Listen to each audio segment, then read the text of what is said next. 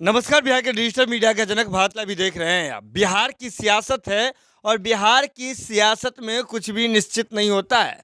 अब देखिए ना, उपचुनाव में जैसे ही नेता प्रतिपक्ष तेजस्वी यादव और राजद की हार हुई, इसके साथ ही भारत लाइव की टीम ने आपको एक खबर दिखाया था कि किस प्रकार से लोगों ने कहा कि तेजस्वी यादव को आज साहब की बहुत याद आ रही होगी।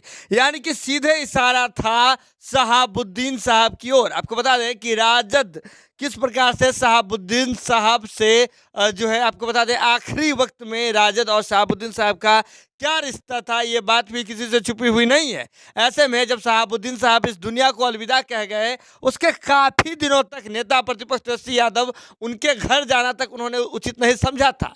लेकिन आपको बता दें कि शहाबुद्दीन साहब के राजनीतिक विरासत के रूप में ओसामा साहब जो हैं वो हैं। जब ओसामा साहब का निकाह हो रहा था तो उस समय नेता प्रतिपक्ष तेजस्वी यादव वहां पहुंचे थे। लेकिन आपको बता दें कि जैसे ही शहाबुद्दीन साहब इस दुनिया से रुखसत हुए थे, इसके बाद ही इस बात की चर्चा चल रही थी कि ओसामा साहब किधर जा रहे हैं। लेकिन आपको बता दें कि उपचुनाव में जो है शहाबुद्दीन साहब एक बड़े फैक्टर के रूप में दिखे और कई लोग ये कारण बताने में तुले हुए हैं कि शहाबुद्दीन साहब से जिस प्रकार से तेजस्वी यादव की बेरुखी थी, और यही एक कारण था जिससे अल्पसंख्यक समाज नाराज था। भारत लाइव की टीम ने अभी आपको दिखाया कि किस प्रकार से अल्पसंख्यक समुदाय के लोगों ने शहाबुद्दीन साहब को लेकर के नेता प्रतिपक्ष तेजस्वी यादव से मुंह मोड़ना शुरू कर दिया है। ऐसे में आपको बता दें कि नेता प्रतिपक्ष तेजस्वी यादव इन बातों को अब धीरे धीरे समझ रहे हैं। लेकिन होता है ना कि अब पछतावे का होता है जब चिड़िया चुग गई खेत।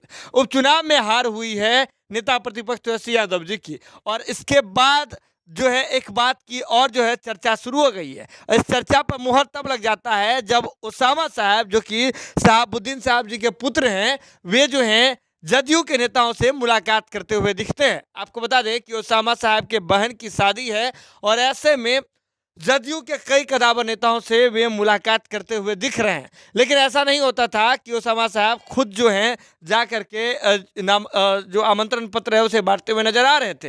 लेकिन अब आपको बता दें कि नीतीश कुमार जी के बेहद करीबी माने जाने वाले आरसीपी सिंह जी से उनके पैतृक गांव जा करके ओसामा साहब जी ने मुलाकात की है। और मुलाकात करने के साथ ही घंटों उन लोगों की बातचीत हुई है। बंद कमरे के भीतर उनकी मुलाकात हुई है, बातचीत हुई है। और बातचीत होने के साथ ही इस बात की चर्चा ने जोर पकड़ लिया है कि किसी भी क्षण ओसामा साहब जो है राजनीति को एक नया रंग दे सकते हैं, जदयू के साथ अपने राजनीतिक जीवन की शुरुआत कर सकते हैं।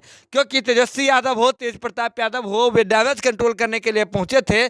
लेकिन ओसामा साहब अभी तक अपना रुख स्पष्ट नहीं किए हैं। ओसामा साहब का अब निकाह हो गया, अब जो है वे राजनीतिक पारी की शुरुआत करने वाले हैं। और ऐसे में जदयू के नेताओं से जो उनका जो निकटता है वो लगातार बढ़ता जा रहा है।